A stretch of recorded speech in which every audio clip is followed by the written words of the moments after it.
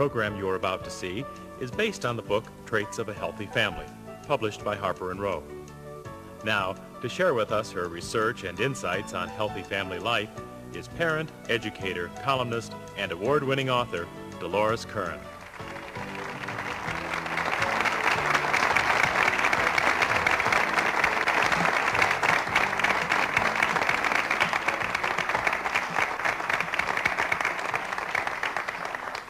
Thank you, and greetings and welcome to a program on what's right about families. Have you heard anything about what's wrong about families lately? That the family's dying and we're filled with problems. A little background might be in order here. I'm a parent educator. That means I teach parenting education classes like family communication, parenting styles, discipline, etc. And I realized that we're much better at finding out what's wrong with families and with ourselves than we are what's right. So this is a session on family strengths, and my hope is that by the time you leave today, and those of you in the home audience, after you've heard this presentation, that you'll be able better to identify your strengths and focus on them when we have stresses. I learned that if I had a parent session and you were here for a full day, say, and I said to you, let's focus on what's wrong with our families. Tell me what the problems are. We probably wouldn't get beyond the first row. But if I say to you, tell me about your family's strengths, I get two dimensions to what I call the look. And there's kind of a look, and the first dimension of it is a startled dimension, like I've never really thought about our family strengths. But the second one is a guarded dimension, which says I'm not about to say them aloud. And we have gotten into a national habit of talking about what's wrong with our families. Why are we so reluctant to talk about what's good about our families? Somebody? Why are you reluctant to right now say, this is what's going on that's good in my family? Is it because we were taught not to brag? Okay. So how do we brag about our families? Negatively. We say, oh, let me tell you what that kid did. Or we say, you think your husband's bad.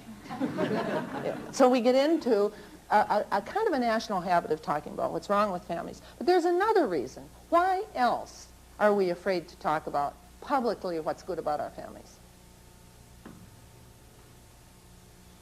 Yes? We're afraid maybe the situation might change. Absolutely. Who knows what's going to happen tomorrow? The minute we say we got great sense of humor, it might not be there tomorrow. This is why those people who are chosen as Mother of the Year get very nervous, because you don't know what's going to happen the next year. When does the statute of limitations run out on that kind of thing? So I became concerned about this, and 5 years ago, did some research on what's going on in families that are considered healthy. And I developed a list of 56 traits that are commonly found in families, and they ended up resulting in the book Traits of a Healthy Family. And those 56 traits, by the way, are in the front of the book. And it's interesting now, by the time you're through with this session, we will know what 15 traits were chosen. But it's interesting to use before knowing. In other words, if you had to pick 15 traits that were commonly found in healthy families, what would you pick? And then compare them with the professionals and what they picked. What I did was develop this instrument and send it out across the country to 500 professionals who work with families in 5 areas: in church, education, family health care, social work, and psychologists. And the 5th group was voluntary organizations such as the Y, 4-H, Boy Scouts, and so on. And I simply asked them, pick the 15 traits you most commonly find in families you work with that you consider healthy. I didn't try to define a healthy family, because I worked on the White House Conference on Families, and we couldn't even agree on a definition of family, much less what a healthy family was. But it was a perception instrument. If you work with enough families year after year, certain traits start showing up in families that you consider healthy. And there were 3 surprises. The first surprise was the phenomenal response. I sent out, much to my husband's amusement, who went through that difficult task of getting a certain amount of research back for a doctoral dissertation, I sent out 500 and got 551 back. Is that a return? I explained it to him as loaves and fishes, but he didn't buy that. Actually, what happened was people were really hungry for focusing on family strengths, and what they did was in their professional groups, they used it, they photocopied it, and sent me back more than I sent. Another surprise was the remarkable agreement. With only one exception, all 5 groups picked the same 15 traits. Now that's really rare. They picked them perhaps in different order and priority, but the same 15. Now the third one, and where I'm going to put you to work, is what wasn't chosen. Whenever you do research, you have to look at what's not selected. And here, particularly when we're talking about family, we have to look at that. I want you to go back to when you were a child. Did your parents ever say to you, "He comes from a good family"? Did you ever hear that? You knew what kind of family that was, didn't you? Okay, put that family up here in your head. And now I'm going to ask you to give me a quality or a trait of that good family of the past. Just kind of raise your hand and give me one. Yes? Hardworking. Hardworking. Hardworking was and why did you work hard? What was the result of hard work? Was it, yeah. You got ahead. You got ahead. How did we know you got ahead? I would say by material things. Yes. That, Material you accumulated. things, money. Let's get money out right away. It was really hard to be a good poor family. Middle class and striving. Each generation was expected to reach and surpass the economic lifestyle of the generation ahead, and this is causing high stress today because it stopped.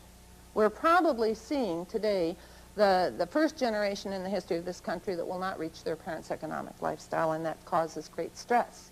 Okay, so we have income, and the way to income was hardworking, so we enshrined work to the point of where the workaholic had an amount of prestige.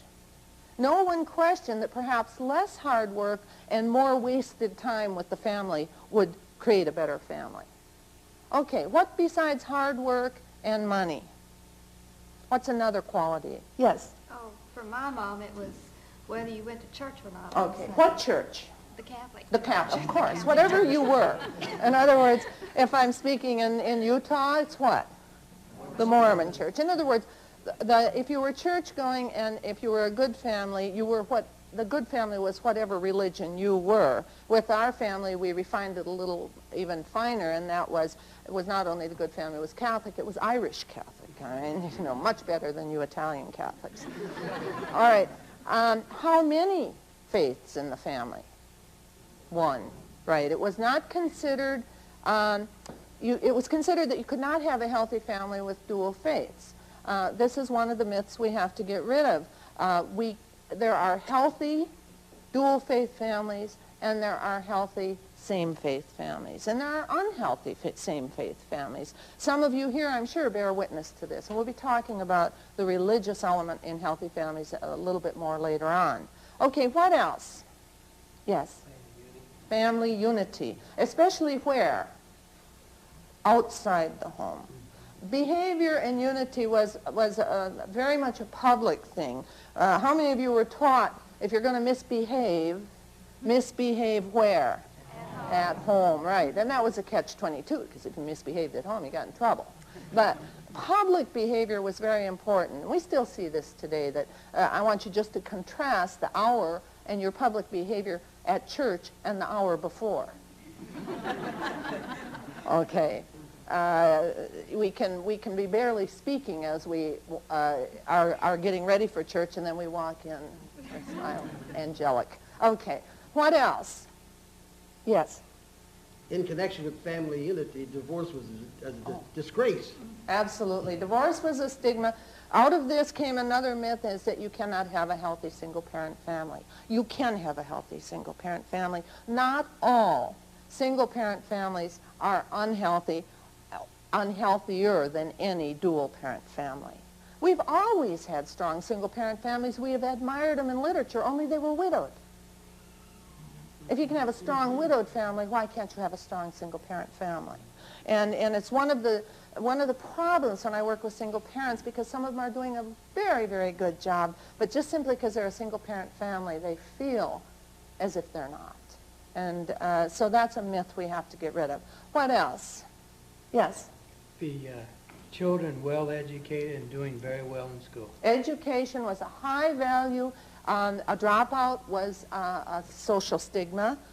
We read the honor roll even if we didn't know children in the high school because we read the last names. And each generation was expected to reach the parents' level of education and surpass it. We still see a little bit of this today. I taught for a while in a community college, and I would have some freshmen that came in.